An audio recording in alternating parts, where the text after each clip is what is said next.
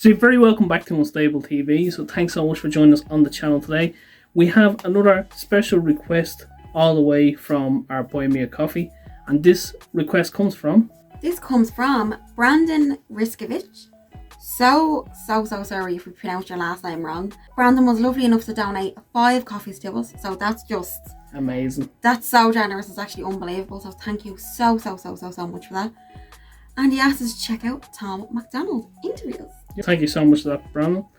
We are going to kick ourselves off with this, but if this is your first time on the channel, do not forget to like, subscribe, comment, share. See that bell? Hit it. And if you're back with us again, thanks. You. So, shout out again to Brandon, and what are we reacting on today, Danielle? So today, James, Brandon asked us to check out Tom MacDonald on WHITEBOY, Backlash, moving to LA, and this is part 1.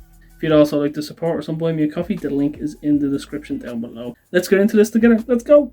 Because I know what my intentions were, yes. Bro. Like I know who I am. I know what I wrote. I know why I wrote it. Yes. And I know what I meant by the things that I said. And like, you know, there was like a lot of people that flat out were like, "Oh, this guy's a racist." Well, that's a much younger Tom MacDonald. I think this is from 3 years ago. Yeah. So, we have Tom MacDonald here. What up, man? What up, bro? Once on camera. Thank you for inviting me over and you know, chilling with me. It's been a pleasure. Now, this is just kind of like an interview of Tom MacDonald because I feel like a lot of people have a lot of weird things to say about him, and this is going to be the kind of his side. So this is going to be a series of questions that I ask him. First question is, so you're originally from Canada, correct? Yeah. So tell the people how you started here in LA. How did you get here in Hollywood? Yeah, so like we talked about it earlier, like essentially I was in Canada for a long time. Music scene out there is like super small. So I started off in this place called Edmonton, Alberta, which is sort of like in the prairies in Canada. And I just felt like I just wanted to be someplace bigger, and I had just like bigger goals and I felt like I could achieve in like that town and stuff. So yeah. I went from Edmonton to Vancouver, and again, like I just had aspirations for more. And it's not like that I outgrew the scene from a popularity standpoint or anything like that, but just like mentally, yeah, I was like outgrowing. Even though I hadn't reached my full potential in that place, yeah, I was like already like 10 years ahead of my own ability. I totally understand. Head. Yeah, you know, it's like putting like a plant in a terrarium or something. It'll only grow like as big as that terrarium, yes, and then you move it out and it expands further. So like my whole thing was just like, even though I wasn't there yet with my popularity and my skill set and stuff like that, I just knew that like in order to realize my potential and in order to like sort of cultivate my skills and hone in my abilities, I had to like go to a place that wasn't a terrarium, that just allowed me to expand further. Yeah. So that's fair. So I went on 2 or 3 Europe like a few times, which was like super cool. Always like thought I might find someplace out there that felt like home, whether it was London or Paris or Amsterdam or whatever. And I found some like really cool places out there that I loved, but I just didn't catch the vibe, man. And then I came out to LA. I was here for 6 months. I just fell in love with it. LA lifestyle, man. That's it. Went back to Canada for a bit, and I was back and forth for like a few years until I just decided like, yo, okay, like I'm gonna go California full time. So cool. Yeah. Okay, so let's dive into your music here. So your music, in my personal opinion, is one of the best music that I heard recently come out of this new generation of rappers. Thank you. Yeah, you're very welcome. That. That means honestly, and I don't say that about a lot of people, and I mean that 100%. When it started taking off, was it WHITEBOY that like started like to actually like where it started catching fire and people was like, oh man, this Tom MacDonald dude, you know, is that where it started? Was it WHITEBOY itself? A lot of people think that, but like it was actually like maybe like 2 videos before that. it was Dear Rappers was like the first one. I seen that one on Facebook. Yeah. And then it was Hell of It. That one's super And then it was Facebook. White Boy. Okay. So White Boy like was the first one that caused like a largely like negative reaction. It was like the first like I'd already broken like 1 million views on like a few different videos. Like, so you had like a fan base at that point, but Right. White Boy kind of like brought in the new people to be like, okay, this is this dude. Yeah, it was like Dear Rappers. It's always the negative videos and the ones that cause most controversy that just like expand people out, isn't it? A title though, like White Boy, would intrigue a lot of people. I like he played to what the narrative would be, to like, oh look, a white person's rapping, because like you do hear that a lot. They say white boy, or you know, you even hear some rappers saying, you know, you're my favorite white boy just because you're white. Like it was even with the Beastie Boys, they got a lot of stick as well for being white. But the Dear Rappers that he was talking about, that did go super mega viral on Facebook. Like that even made it as far as overseas here, and everyone was just like, whoa, what is this? He seems very humble as well in this, so that's always good to see. Yeah, he doesn't really forget where he came from, and I like the way he's like popularity, because he's like, in his head he'll never be he made it, but he just cares about his fan base. That's what we're getting from it, and he humble so far. Hell of It, that was like 1-2 million views, and then White Boy hit Facebook, and like it traveled certain channels, and that turned into like, it's now at like 35 million. Yeah, it's doing numbers. Yeah, so it's like it was a big difference. So yeah, a lot of people did find me from White Boy, but like everything really changed at Dear Rappers and Hell of It. Okay, so. That's dope, man. White Boy hits the scene, man, and you start getting weird people. Like people start taking your words and flipping them, and you know, taking them out of what they originally were. How does that feel? Like you're sitting there, you're this rapper that's coming up, you're finally getting your name out there, and it's kind of negative. How does that, like, what do you do at that point? Like, what did you do? Like, how did you handle it? Because I would have freaked out, dude. I would have just started snapping at people. Well, I mean, ultimately, I ended up doing that with like records like This House and shit like that. But that was like a classy like slap though. Yeah. Like that was like, I'll talk about like, I'm out here on like Twitter like cussing people out. Yeah, I feel you. Honestly, like it's very hard to imagine like what being in that position is like unless you were actually in that position, and like I didn't have the option to just like come out swinging on Twitter, because it was such a massive influx of people coming at me that like you would you'll spend hours. You would spend like 16-hour days for 3 weeks in order to like respond to all that stuff.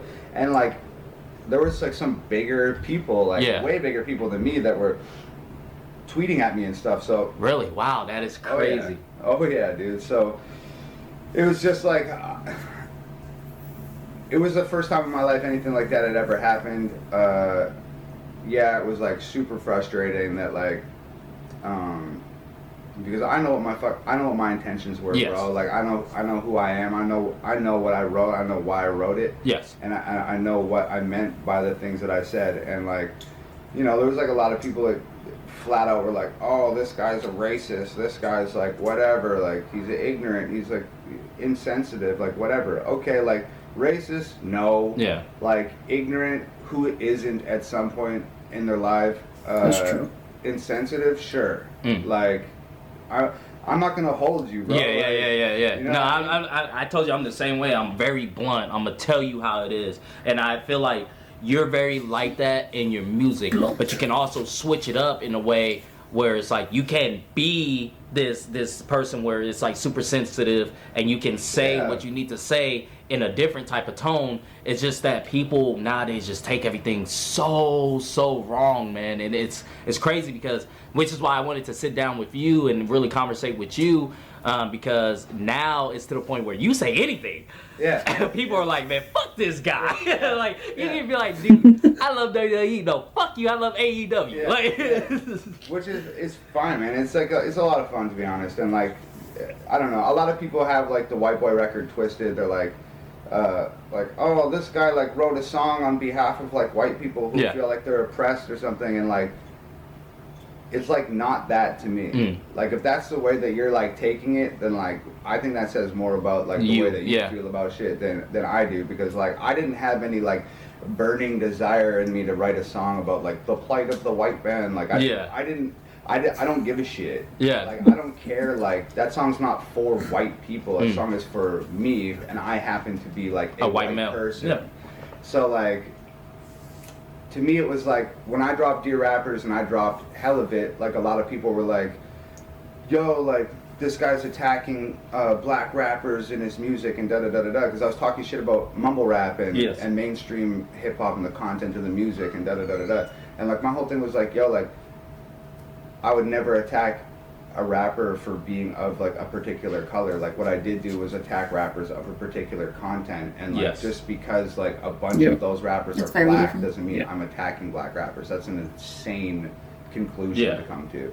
So it was like, and that's why I wrote White Boy, because after whatever it was, 3 or 4 months, and like tens of thousands of pieces of hate mail saying that like, you're attacking black rappers and you're this and you're that and da da da da da, I was like,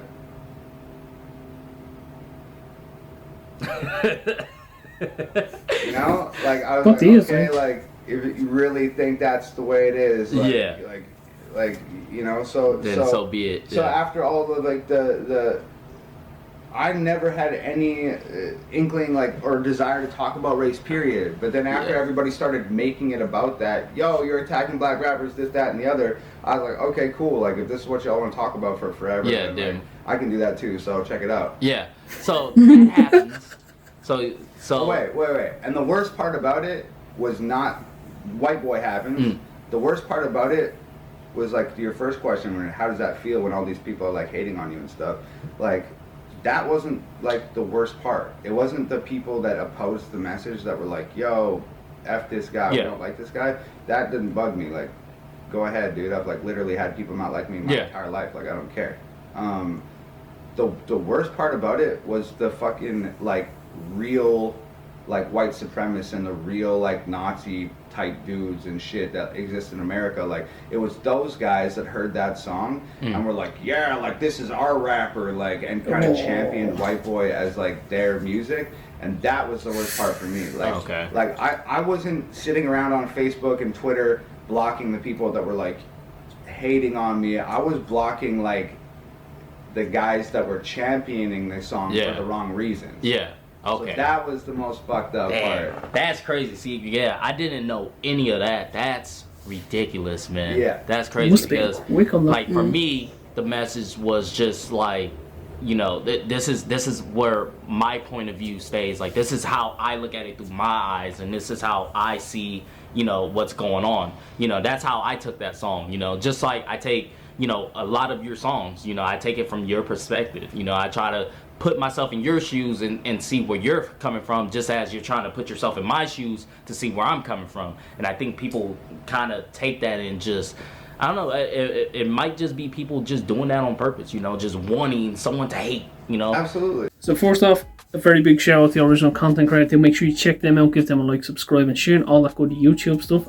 A shout out again to Brandon for sending this through. We appreciate that, and thanks so much for buying 5 coffees. It does really help us a lot. So if anyone else wants to check out that link, it is in the description down below. What are you saying there on the back of that? That's what a lot of people don't understand. I think when we're quick to judge a project or something that comes out on the content straight in front of us online, how much he's not going along with the narrative, like his audience, like a white supremacist group champion that could have got him a lot of views, but he blocked it. Yeah, that could have been, he could have taken off in a different direction than he is now. But I mean, I feel like he was right for doing that. They're not the nicest groups on the planet. So I feel like blocking them instead of blocking the people that just didn't like the song or didn't like what he said, it was better than just blocking people that were like, this song's not for me. Yeah, I think that's what's really good as well, which I really appreciate when artists do that, or any type of content creator. You keep the comments there to let both perspectives have a different dialogue about you, instead of like everything's good. Like not everyone on the planet can like a piece of content and support out. Like, it's just not, it's not possible. He wrote the song for his perspective. Yeah. But everybody is going to have their own opinion and their own thoughts and ideas after listening to a song. So it's good to hear what people have to say and why they're saying it. And, you know, they're not going to... A lot of people aren't going to take on board Tom MacDonald's side, even though it's his song and he wrote it. Yeah. They're still going to think it's something else. And that's just kind of what... I mean, that's the job you're in, I suppose, isn't it? You have to take the good with the bad and you have to let everybody have their own opinions. That's the beauty of creating content. Everyone gets to interpret it. That's the best part, all perspectives. I think it was very unfair though about the mumble rapper thing. That the fact that he had a bit of critique about that was seen as racist. Why was it jumping to race all the time? Like, I heard that about the mumble rap, what he was saying. It wasn't racist. Some people just think it's terrible music and some people like it. I am one of those people.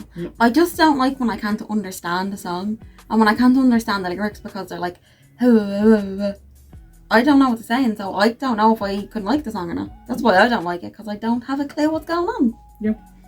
Now, if anyone out there does like mumble rap, LOL, how do you do it? That's fair enough. It's up to you. Yeah, you do you. Maybe we just don't get it. Maybe there's something in it we're not understanding. The lyrics. Thanks so much again for the suggestion. We appreciate that. If there's any thoughts you guys want to express in the comments down below, or if there's anything further about Tom MacDonald you want us to check out, please do. Absolutely. In the comments down below. And if you want to have a discussion about any of this, like, that's crazy, the white supremacy and the Nazi group jumping on that. We'll have to look more into that because that's insane. Yeah. But do let us know, what song did you discover Tom MacDonald from? Ooh, that's a good question. Yeah, let us know, which music video was it that you discovered him on? We'd love to know how your journey, how you came to find Tom MacDonald. Let us know in the comments. We want to see if ours is similar. And if you don't like him for whatever reason, comment down below too. We want to hear it all. And that's been our 2 cents. I'm going to chop ourselves out of this.